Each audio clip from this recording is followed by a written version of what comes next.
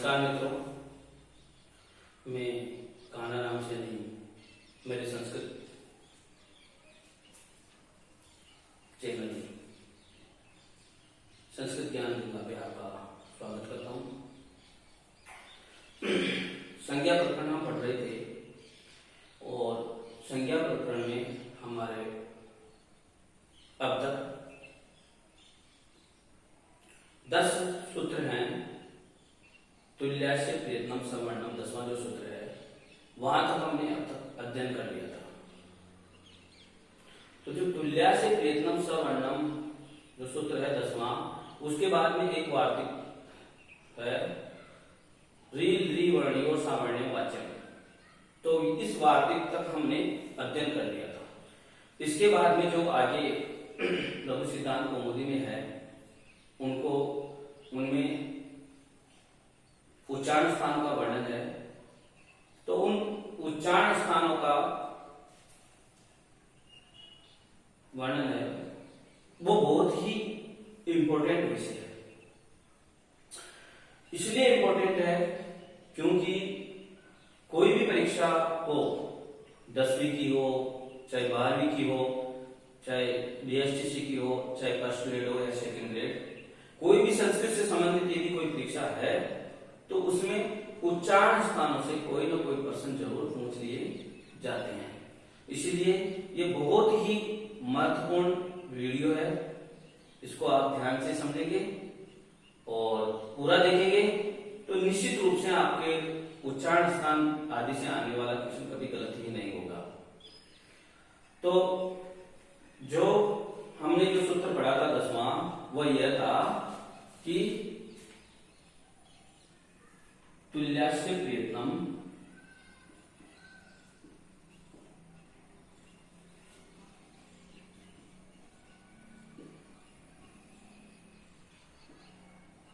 सवर्णम।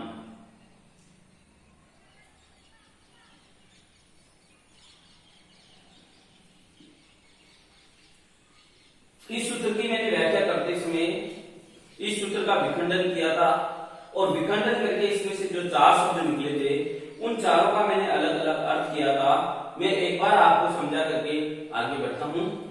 मैंने यहाँ पहला शब्द निकाला था इसमें से तुल्य, आगे निकाला था आस्य,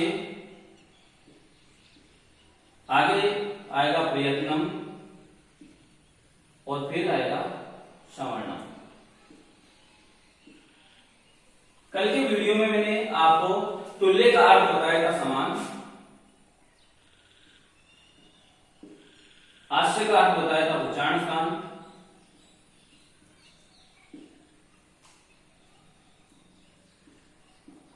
और प्रयत्न का अर्थ बताया था आभ्यंतर प्रयत्न।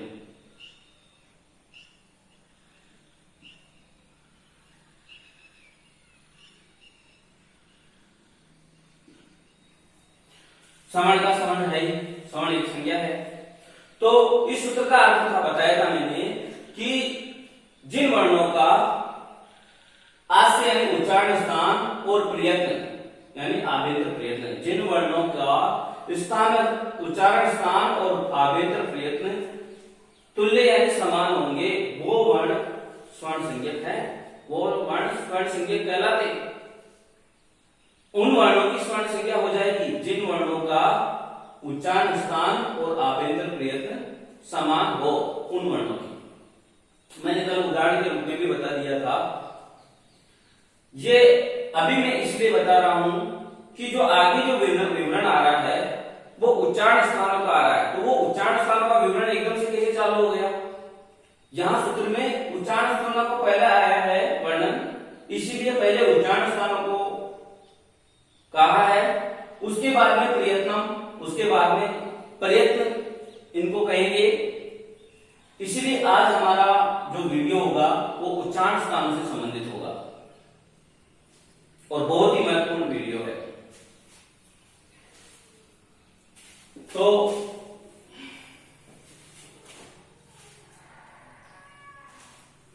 उच्चारण स्थान,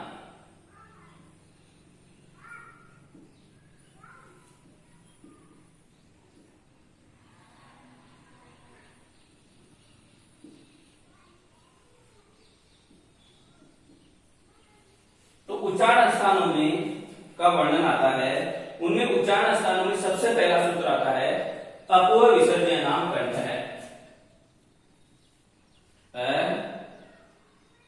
कु है विसर्जनीय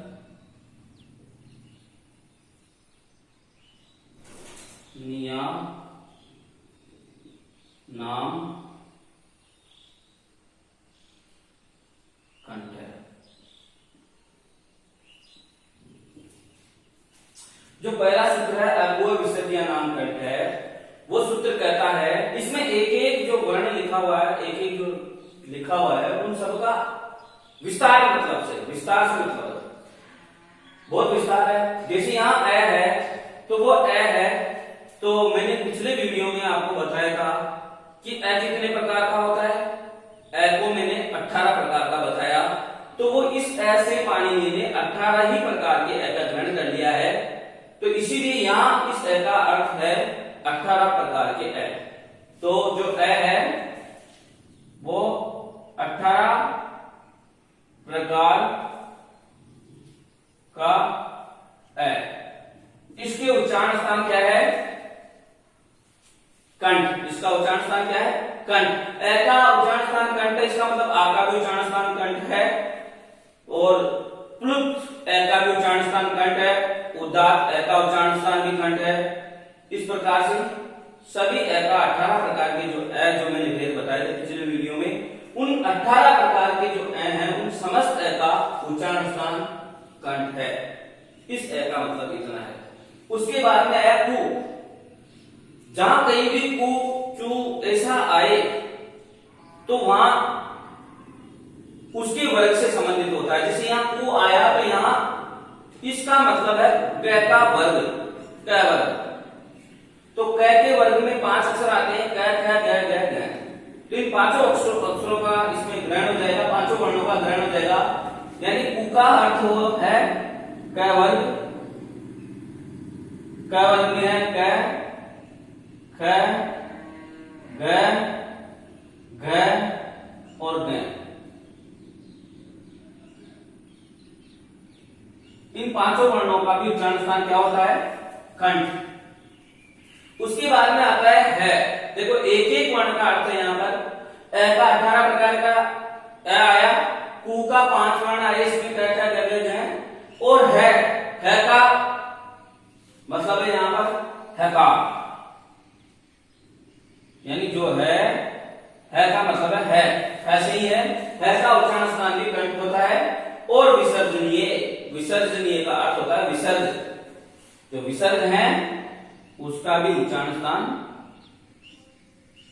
विसर्ग है उसका भी उच्चारण स्थान कंठ होता है।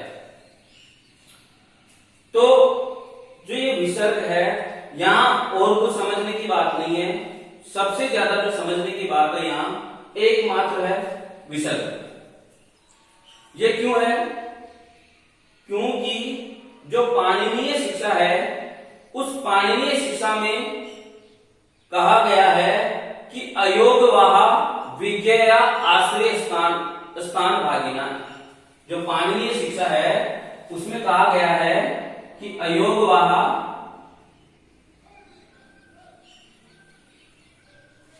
पाणिनीय जो शिक्षा है, बता रहा हूं, पाणिनीय शिक्षा जो ग्रंथ है पाणिनि जी का ही माना जाता है, और एक व्याकरण शास्त्र का वो भी उत्तम ग्रंथ है। उसमें बहुत सारी चीजें बताई गई है। उसमें वर्णों की संख्या जैसे बताई गई है, तो उसमें त्रिषष्टि व चतुष्षष्टि, 63 या 64 वर्ण बताए गए हैं कुल टोटल। वो कैसे बताए गए हैं, मैं कभी पाणिनीय शिक्षा है उसका यदि अपन अध्ययन करेंगे, उसका कभी अध्ययन करेंगे, तो उसमें हम समझेंगे किस प्रकार से 63 या 64 वर्ण बताए गए हैं, किस प्रकार से ऐसा कहा गया है। तो जो पाणिनीय शिक्षा में जो एक चीज आई है, वहां थोड़ी सी बात आ गई विसर्ग की। इसको समझाने के लिए मैंने यहाँ पर जो पाणिनीय शिक्षा में जो उक्ति है कि अयोगवाह विज्ञेया आश्रय स्थान भागिना, अयोगवाह विज्ञेया आश्रय स्थान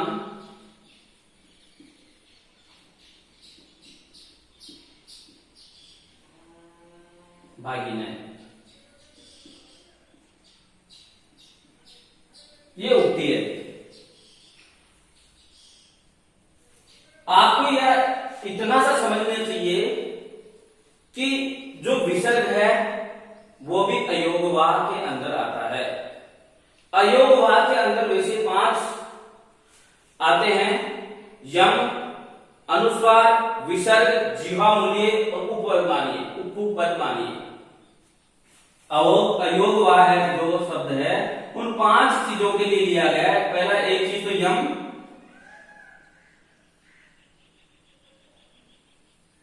एक विसर्ग,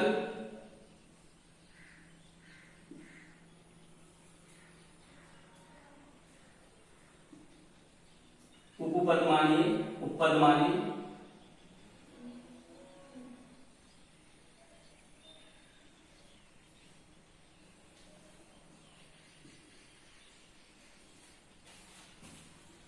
जीवामूल्य,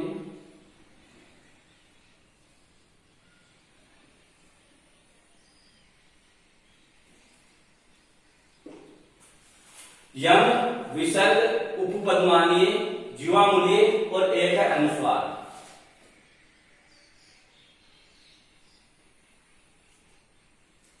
इन 5 को अयोगवाह कहा गया है। इन 5 में से हमारे जो बात चल रही है वो मात्र उस विसर्ग की चल रही है। इन 5 में विसर्गों को क्या कहा गया है? अयोगवाह कहा गया है। और इन अयोगवाहों को लिए कहा गया है कि अयोगवाह जो है वो विज्ञेय यानी जानना चाहिए। जानना चाहिए, क्या जानना चाहिए? आश्रय स्थान भागिन है। जो अयोगवाह का जो आश्रय स्थान है वो उनका उच्चारण स्थान वही मानना चाहिए। जो अयोगवाह है यानी जो हम विसर्ग की बात कर रहे हैं, तो ये विसर्ग जो है, ये विसर्ग जिसका स्थान भागी होगा, जिसका स्थान भागी है उसका वही उच्चारण स्थान मानना चाहिए। अब इसको हम उदाहरण के रूप में समझते हैं कि ये जो कहना चाहता है स्थान भागी ना, ये क्या है? ये कहना चाहता है कि यदि मैं कहूं कवि,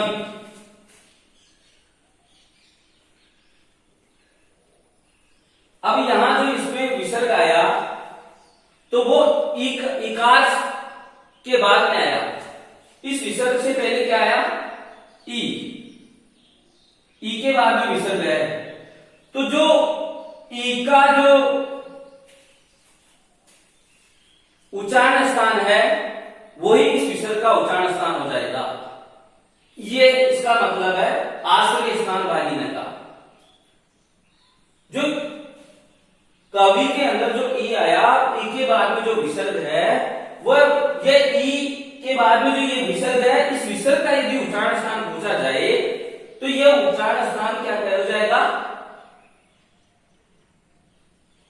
ये उच्चारण स्थान कहलाएगा, इसका उच्चारण स्थान होगा कौन सा? पिचुईसा नाम कालू। अब यदि राम है, इस शब्द को देखते हैं तो ए के बाद में विसर्ग आया तो इस ए का उच्चारण स्थान क्या हो जाएगा? खंड। इसी प्रकार यदि भानु शब्द आया और उसके बाद में विसर्ग है, तो यानी उ के बाद में विसर्ग है, उ के बाद में विसर्ग है, तो इस उ के बाद में इस विसर्ग का उच्चारण स्थान क्या हो जाएगा? ओष्ठ। ओष्ठ। अब मैं जो कहना चाहता हूं वो बात आपके निश्चित रूप से समझ में आ गई होगी कि जो अयोगवाह है यहां अयोगवाह केवल क्या मात्र है? किसकी बात कर रहे हैं? सिर्फ विसर्ग की। तो ये जो विसर्ग है वो आश्रय स्थान भागी होता है, यानी जो जिसका आश्रय होता है वह ही विसर्ग का उच्चारण स्थान बन जाता है। हमने 4 उदाहरण लेकर के समझ लिया। मेरे हिसाब से आपको इस सूत्र को अच्छी तरह से समझ में आ गया होगा। इसके बाद में जो अगला सूत्र है उसको समझते हैं हम।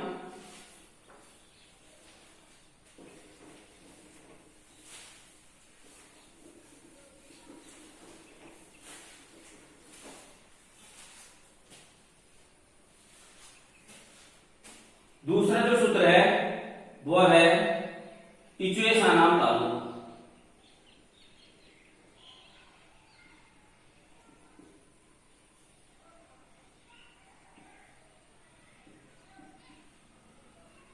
यहां भी एक एक वर्ण का हमें अर्थ समझना है। ई, तो यहां इससे ग्रहण हुआ है 18 प्रकार के, जो ई मैंने बताए थे उन सभी प्रकार के ई का ग्रहण हो गया है। तो ई 18 प्रकार का, उसका उच्चारण स्थान क्या है? ई के जो 18 प्रकार हैं उन 18वें प्रकार का उच्चारण स्थान है तालु। उसके बाद में आया चू, तो मैंने ऊपर भी बताया ऊ का जो अर्थ था क वर्ग, तो चू का भी अर्थ हो जाएगा च वर्ग। च वर्ग में आपको पता ही है च, छ, ज, झ, ये पांचों वर्ण आ जाएंगे। उसके बाद में आया ये, उसके बाद में आया ये।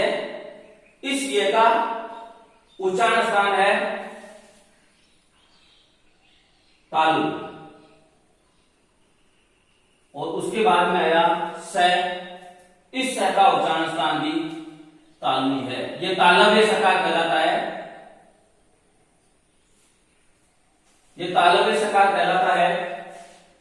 तो ये सूत्र अभी आपके अच्छी तरह से समझ में आ गया होगा कि इचुए सानाम तालु का अर्थ यहाँ पर ई 18 प्रकार की ई से है।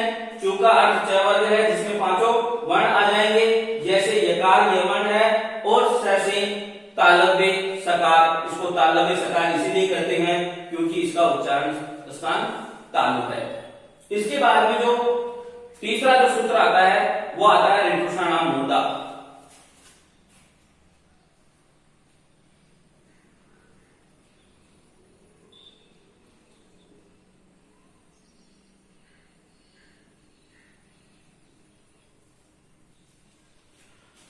जो ऋतुषाणाम मूर्धा है उसको भी इसी प्रकार से हम समझने का प्रयास करेंगे कि जो मैंने री बताया था वह री कितने प्रकार का बताया था। मैंने री को भी 18 प्रकार का बताया था। तो जो री है यहाँ पर वो भी 18 प्रकार के री का उच्चारण स्थान मूर्धा होता है। उसके बाद में टू से वापस वही बात, ट वर्ग, ट वर्ग से पांचों वर्णों का हो जाएगा ट, ठ, ड, ठ, ठ, ड, ण। इन पांचों को ग्रहण कर लिया जाएगा।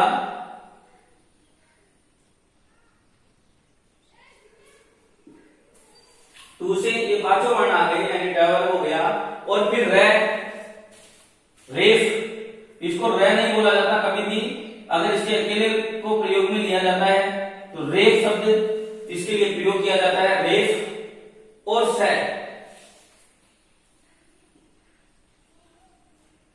इसको मूर्धन्य सकार कहा जाता है। तो ये आपके तीसरे नंबर का जो सूत्र है ऋतुषाणाम मूर्धा, ये भी आपके समझ में आ गया होगा कि 18 प्रकार का री, टू से ट वर्ग है, र से रेफ यानी रकार है, और स से मूर्धन्य सकार का यहाँ पर है अर्थ। और उन सब वर्णों का उच्चारण स्थान क्या होता है? मूर्धा होता है। इसके बाद में जो सूत्र आता है वो आता है ऋतुषाणाम दल्पा।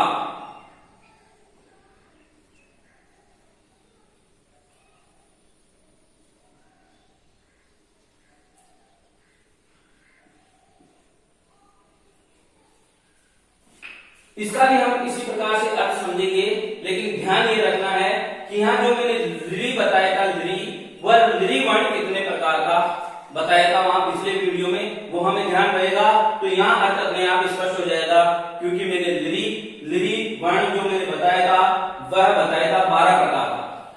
जो लिरी वर्ण है वो यहाँ पर 12 प्रकार का ही है और 12 प्रकार का ही होता है। इसमें मैंने आपको पिछले वीडियो में बताया था कि लिरी का दीर्घ रूप नहीं होता, इसीलिए 6 उसके जो दीर्घ के भेद हैं वो हट जाएंगे। ऋस्व और प्लुत लिरी की संस्कृत में माना जाता है, ये दो ही प्रकार माने जाते हैं। इसीलिए कि क्या हुआ 6 ऋषु के भेद और 6 प्लुत के भेद, इस प्रकार से 12 प्रकार के दीर्घ का उच्चारण स्थान क्या होगा, दंत, दांत। तू से फिर वापस हो जाएगा त वर्ग, त थ द ध न, त थ द ध और न, इन सभी वर्णों का उच्चारण स्थान क्या हो जाएगा, दंता। और फिर ल से ल, कार और सकार, ये है, इसको दंते सकार कहा जाता है क्योंकि इसका उच्चारण स्थान दांत है, इसलिए इसको दंते सकार कहा जाता है। इस सकार को मूर्धन्य सकार कहा जाता है क्योंकि इसका उच्चारण स्थान मूर्ध है, और इस सकार को तालव्य सकार कहा जाता है क्योंकि इसका उच्चारण स्थान तालु है। इसके बाद में जो सूत्र आता है वो सूत्र आता है उपपद्मानीयो ओष्ठो। 5वां सूत्र आता है उपपद्मानीयानाम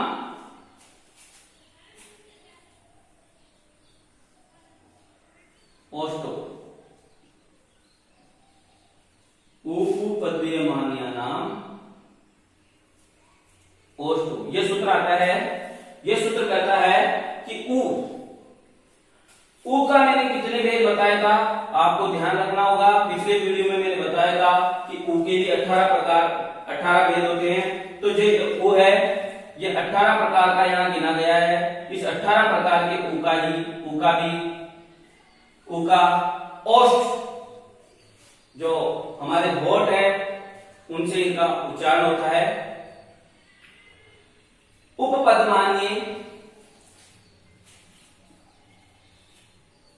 उपपद्मानीय एक विशेष है, यानी इसको प वर्ण और फ वर्ण, उससे पूर्व जो प वर्ण और फ वर्ण, इन दोनों वर्ण से पूर्व जो अर्ध विसर्ग जैसा अर्ध विसर्ग यदि होता है, यानी उच्चारण में यदि अर्ध विसर्ग का प्रयोग इससे पूर्व किया जाता है तो वो उपपद्मानीय कहलाता है। यानी इसको मैं अभी जो ये सारे सूत्र होने के बाद में जो ये जीवा मूल्य भी आएगा एक, और ये उपपद्मानीय, इन दोनों को मैं और विस्तार से समझाने का प्रयास करूंगा।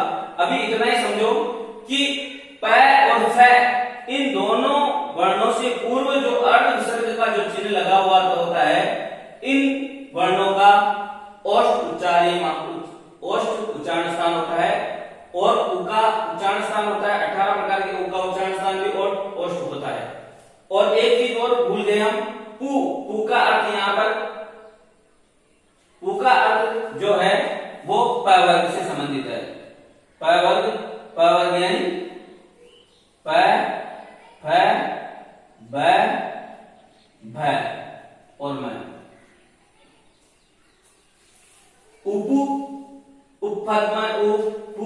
उपपद्मानीयानाम ओष्ठो, यानी ऊ का 18 प्रकार के ऊ का, पू यानी प वर्ग का, और उपपद्मानीय, इन दोनों वर्णों को उपपद्मानीय कहा जाता है। यानी प और फ से यदि अर्ध विसर्ग हो तो उपपद्मानीय कहलाएंगे। तो इस प्रकार की जो विसर्ग हुआ वर्ण है उनका उच्चारण स्थान क्या कहलाएगा, ओष्ठ। इसके बाद में जो सूत्र आता है वो आता है यमगणानाम नासिकाच्च। इसके बाद में जो सूत्र है ये है यमगणानाम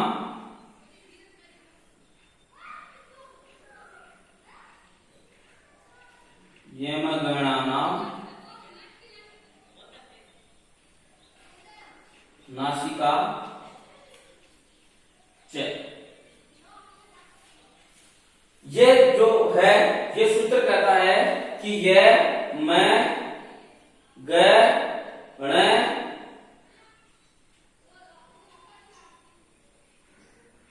ण और न, ये जो वर्ण है इन वर्णों का उच्चारण स्थान नासिका च, नासिका च यानी और नासिका, ये च का मतलब क्या होता है, ये च का प्रयोग क्यों किया गया कि जो ये पंचम वर्ण है इनके दो दो उच्चारण स्थान होते हैं। एक उच्चारण स्थान हमने यहां कंठ पढ़ा है पंचम वर्ण का, और जैसे एक वो ग है उस पंचम वर्ण का एक कंठ पढ़ा है, तो यहाँ ग का जो उच्चारण स्थान है, यहां से देखो ये का जो उच्चारण स्थान है, इस ये का इचुईसा नाम तालु, तो ये तालु भी है और नासिका भी है। इस ये के उच्चारण स्थान कौन कौन से हैं, तालु है और नासिका है। इसी प्रकार म के डबल दो जो उच्चारण स्थान है, ये ओष्ठ भी है और नासिका भी है। ये जो ग है इसका उच्चारण स्थान, इसका उच्चारण स्थान कंठ भी है और नासिका है, और ये ण है इसका उच्चारण स्थान मूर्धा है और नासिका भी है। और एक ना, यहां पर एक और ना है,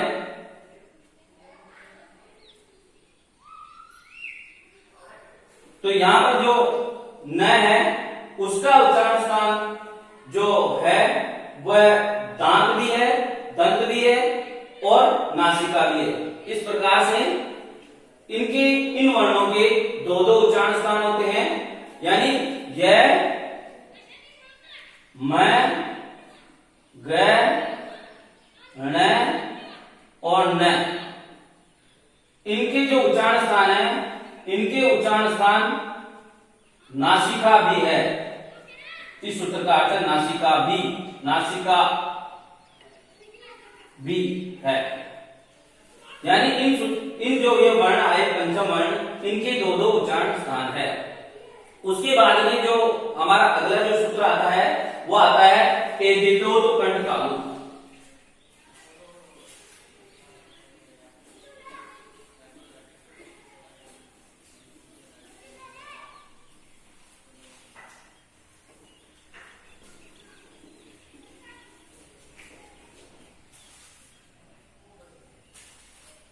जो हमारे जो आगे सूत्र आता है, वो आगे जो सूत्र आता है ए तो कंठ तालु।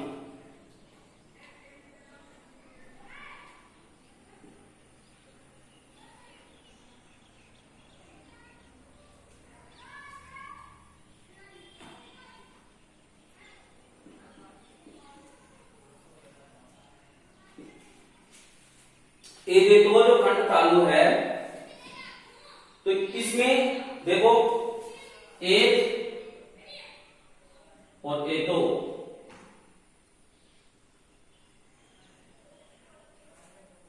यानी जो ए और आई जो वर्ण है, इन दोनों का ए और आई, इन दोनों वर्णों का जो उच्चारण स्थान है वो है क्या है, कंठ और तालु दोनों है।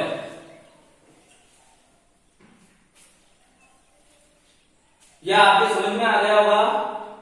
अब मैं इसको आपको थोड़ा सा और समझाना चाहूं कि इसमें दो दो उच्चारण स्थान क्यों आए, तो आपको ये ऐसे भी समझ सकते हैं आप कि जो ए है वो बनता है ए और ई मिलकर के, ए और ई मिलकर के ए बनता है, तो इस ए का उच्चारण स्थान क्या होता है, कंठ हमने पहले पढ़ लिया, और ई का उच्चारण स्थान क्या होता है, तालु।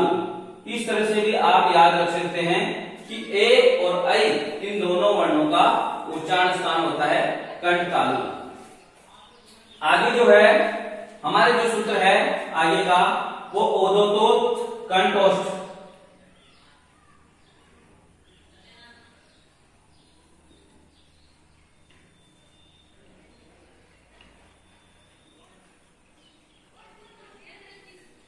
ये सूत्र कहता है कि ओद, ओ और औ, इन दोनों का उच्चारण स्थान क्या है, कंठ और ओष्ठ। इन दोनों का जो उच्चारण स्थान है वो क्या होता है, कंठ और ओष्ठ। तो आपने ये जो यहाँ पर जो अपन इसका वापस विखंडन करके देखेंगे तो यहां भी यही आएगा कि जो अ है और उ,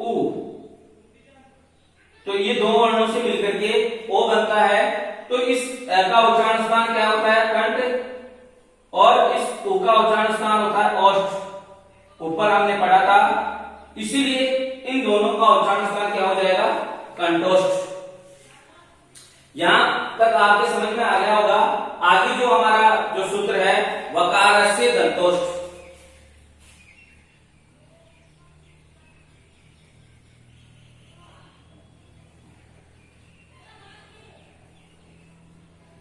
ये जो सूत्र है वो कहता है कि जो वह वर्ण है उसका उच्चारण स्थान कौन सा है? दंतोष्ठ। दांत और होठ दोनों ही है। दांत और होठ ये दोनों ही इसके उच्चारण स्थान है। इसके बाद में जो सूत्र आएगा वो है जीवामूल्यस्य जीवामूलम। जीवामूल्यस्य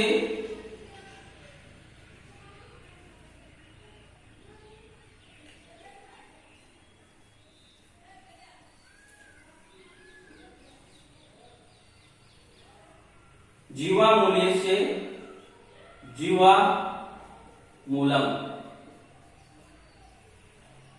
अब ये भी समझने की बात है कि जीवामूली वर्ण कौन कौन सा कहलाता है और जीवामूलम क्या है।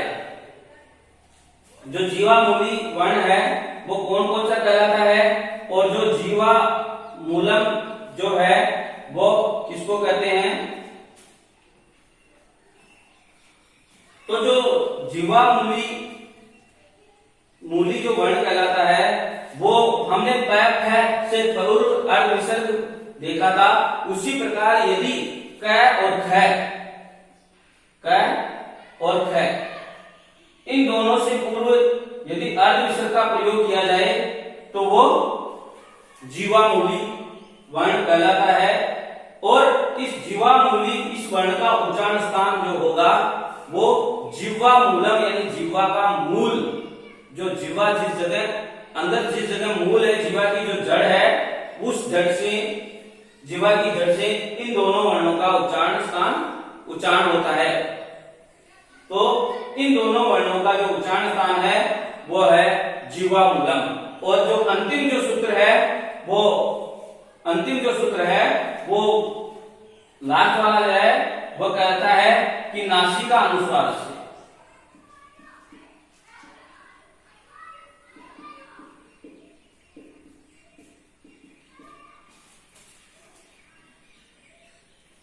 नासिका अनुस्वार से यानी जो अनुस्वार जो वर्ण होता है, अनुस्वार, इस वर्ण का जो अनुस्वार आप समझ गए होंगे, ऊपर बिंदी होना, इस वर्ण का जो उच्चारण स्थान होगा वो नासिका होगा। ये जो है ये नासिकीय अनुस्वार होता है, नासिका इसका अनुस्वार होता है, तो इसका उच्चारण स्थान नासिका होता है। तो इस प्रकार से आपके उच्चारण स्थान बिल्कुल अच्छी प्रकार से समझ में आ गए होंगे। इसमें जो और कोई बात हो और कुछ पूछना हो तो आप मुझे कमेंट करके पूछ सकते हैं। और यदि मेरा वीडियो आपको पसंद आया हो तो उसको लाइक और शेयर जरूर कर सकते हैं। धन्यवाद।